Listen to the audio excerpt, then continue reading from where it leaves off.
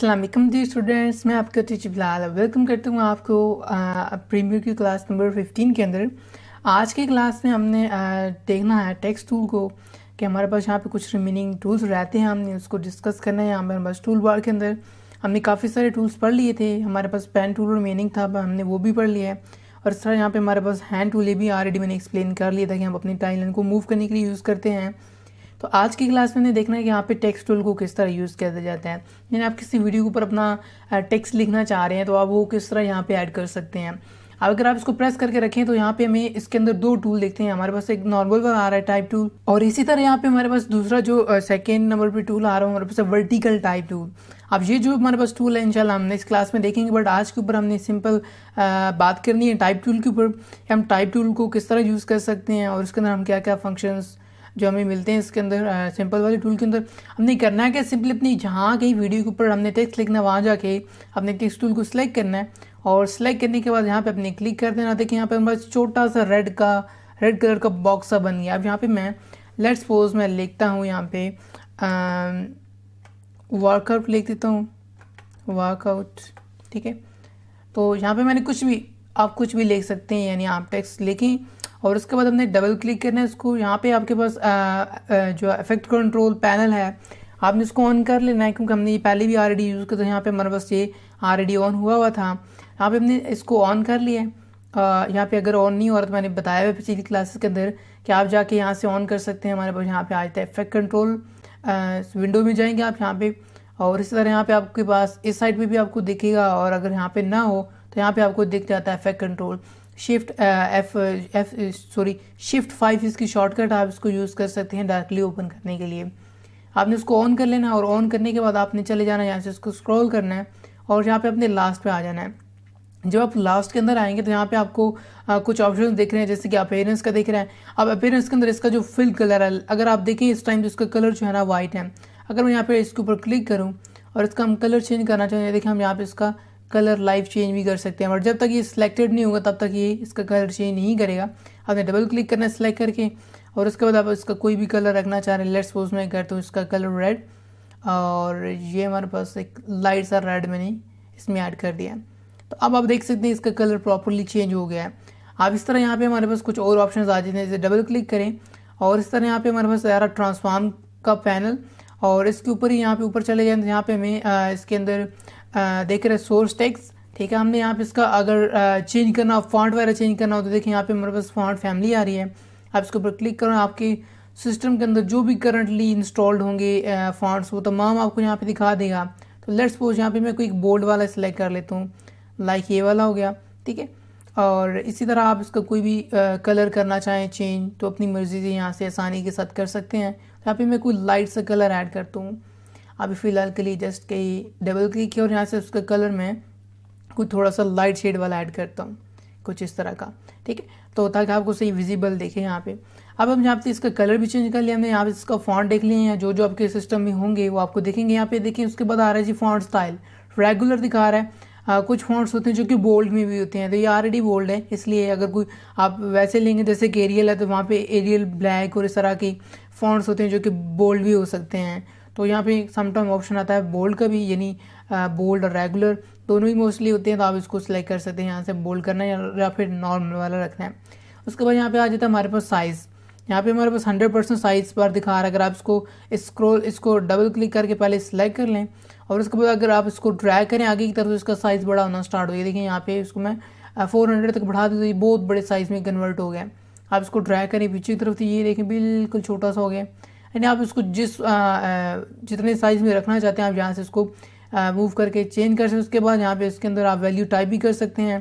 तो let's suppose मैं यहाँ पे करता हूँ 100, या फिर इससे मैं 150 और वर्ट यहाँ पे कर लेते हैं 150 करते हैं, एंटर करते हैं।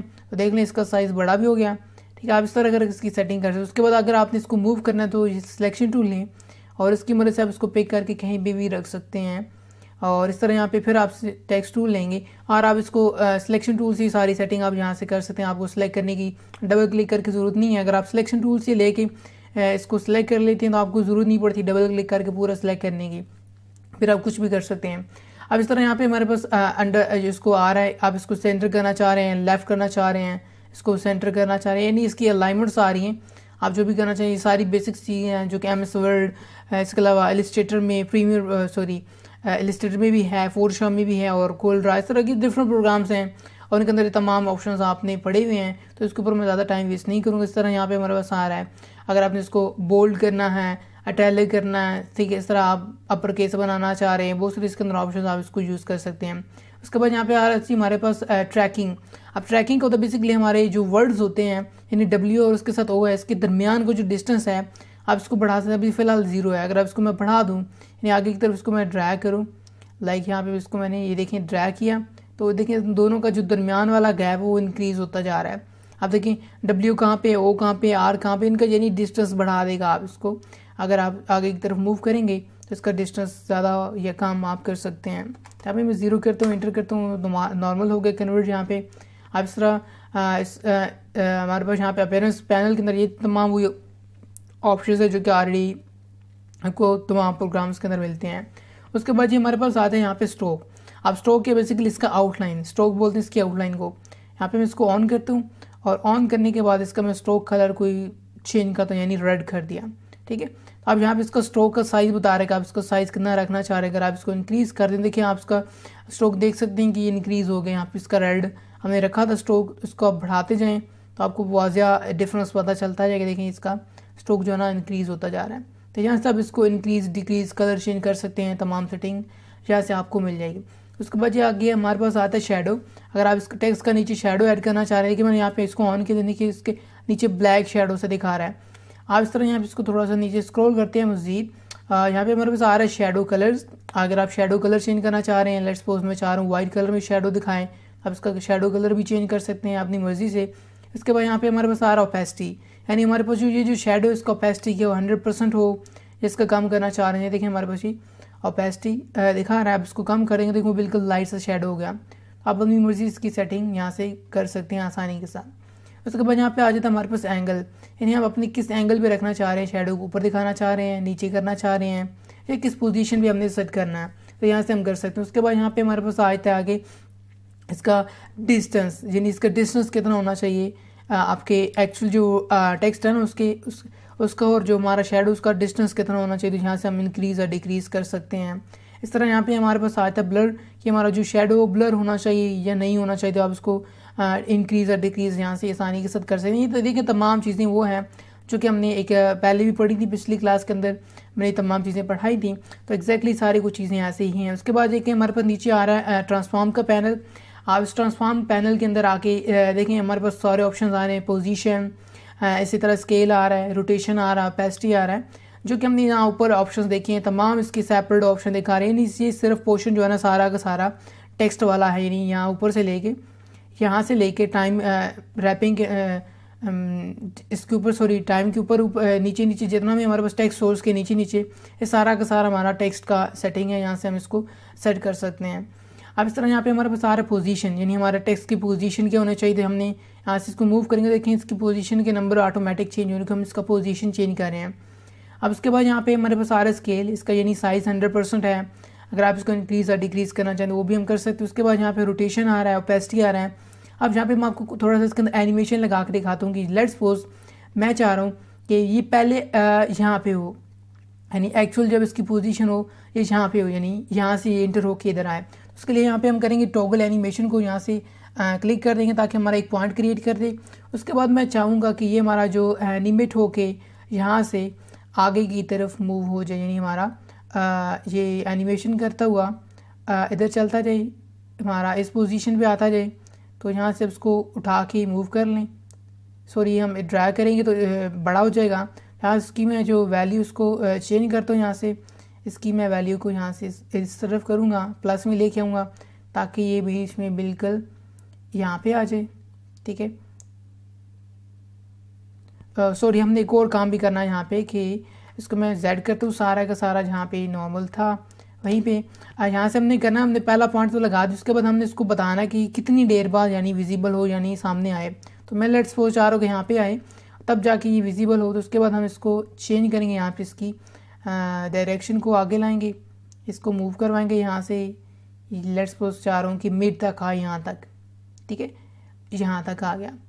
आप इसको यहाँ प्ले करके चेक कर लेते हैं। देखिए यहाँ पे मैं इंटर करता हूँ जल्दी से ताकि ये रेंडर हो जाए, कम फ्रेम में जल्दी से हो जाएगा रेंडर। और आप देखेंगे यहाँ पे आप ये इसको मैं मूव किया, देखिए एनिमेट होके आ रहा है। अब इस तरह यहाँ पे मैं ऊपर वाला हमारा टेक्स्ट है, अब इस जो वर्कआउट लिखा है इसका ड्यूरेशन ज़्यादा है, इसको मैं यहाँ से ड्रैग करके अपनी वीडियो के अकॉर्डिंग बराबर कर देता हूँ ताकि दोनों बराबर हो जाएं। आप ज़रा इसको प्ले करते हैं, देखिए मूव हो गया। अब इसके बाद मैं लेट्स सपोज इसके अंदर चाह रहा हूँ कि ओपेसिटी का भी इफेक्ट ऐड करूँ, यानी जब यहाँ पे आया तो यहाँ पे आके इसका ओपेसिटी कम हो जाए और यहाँ से ये ख़त्म हो जाए। तो हम जाएंगे यहाँ पे ओपेसिटी के अंदर और यहाँ पे इसको ऑन कर देंगे टॉगल एनिमेशन को, यानी मैं इसके ऊपर क्लिक करता हूँ, यहाँ पे हमारा पास एक पॉइंट ऐड हो गया। अब उसके बाद मैं चाह रहा हूँ कि कुछ ही पॉइंट बाद इसका ओपेसिटी डिक्रीज़ हो जाए, यानी यहाँ पे आके कम हो जाए। तो यहाँ पे आके हम इसका जो ओपेसिटी लेवल उसको हम कम कर लेते हैं। यहाँ पे आके मैं इसका ओपेसिटी कम करता हूँ, यानी मैं बिल्कुल इसको लाइक कर देता हूँ, 0 कर दिया, ठीक है। अब यहाँ पे बिल्कुल ये इनविजिबल हो जाएगा आगे आके। ज़रा देखते हैं क्या मैजिक बनता है। ये हमारा आया और उसके बाद देखिए इसका ओपेसिटी हमने डिक्रीज़ कर दिया तो ऑटोमेटिकली यहाँ पे इनविजिबल हो गया। तो इसके अंदर आप तमाम वही देखें, अगेन मैं बता रहा हूँ आपको कि तमाम वही चीज़ें हैं जो कि हमने ऑलरेडी ऊपर ये पोजीशन, स्केलिंग और एवरीथिंग हमने तमाम चीज़ें ऑलरेडी इसका स्कीम ही है कि किस तरह पोजीशन को चेंज करते हैं, कैसे स्केल करते हैं, कैसे रोटेट करते हैं, कैसे उसका ओपेसिटी लेवल इंक्रीज़ या डिक्रीज़ किया जाता है। ये तमाम चीज़ें हमने पहले डिस्कस कर ली हैं, तो ज़्यादा अब इसके ऊपर मैं टाइम नहीं वेस्ट करूँगा। तो ये आज की हमारी एक छोटी सी क्लास थी कि हम कैसे टेक्स्ट को लिख सकते हैं, कैसे टेक्स्ट की सेटिंग कर सकते हैं और कैसे हम टेक्स्ट को एनिमेट कर सकते हैं। तो आई होप कि आपको आज वाली क्लास समझ आई होगी। अभी हमने मज़ीद टेक्स्ट के ऊपर काफ़ी ज़्यादा काम करना है, मे बी 2 और 3 क्लासेस मज़ीद बनाऊँ टेक्स्ट के ऊपर, क्योंकि टेक्स्ट के अंदर हमने बहुत सारी और चीज़ें देखनी हैं, जैसे कि हमारा टेक्स्ट जो है ना स्क्रॉल कर रहा है नीचे से ऊपर से, वर्टिकल हॉरिजॉन्टल टेक्स्ट मूव कर रहा है। हमने अक्सर मूवीज़ के अंदर देखोगे जब हमारा मूवी एंड होता है तो वहाँ पे क्रेडिट देने के लिए डायरेक्टर, इस मूवी का डायरेक्टर कौन सा, यानी मूव करता है नीचे से ऊपर, यानी up to down to bottom, ऊपर की तरफ जा रहा होता है, ठीक है। तो क्रेडिट दे रहा होता है जो मूवी प्रोड्यूसर कौन सा है, मूवी डायरेक्टर कौन सा है, मूवी को राइटर कौन सा लिखने वाला था। वो इस तरह की जो आपको अक्सर देखने को मिलती है सीन, हम वो किस तरह बना सकते हैं इंशाल्लाह हम आने वाली क्लासेस के अंदर देखेंगे। तो आज वाली क्लास के अकॉर्डिंग अगर आपको कोई क्वेश्चन हो तो नीचे कमेंट के अंदर ज़रूर पूछें। अगर फिर भी कोई क्वेश्चन आप करना चाहें तो मुझसे फेसबुक के ऊपर कांटेक्ट कर सकते हैं, मुझे इंस्टाग्राम पे फॉलो कर सकते हैं। मैं आपको मिलूँगा एक नई नेक्स्ट वीडियो में, तब तक अपना बहुत सारा ख्याल रखिएगा और मुझे अपनी दुआ में याद रखिएगा। अल्लाह हाफिज़।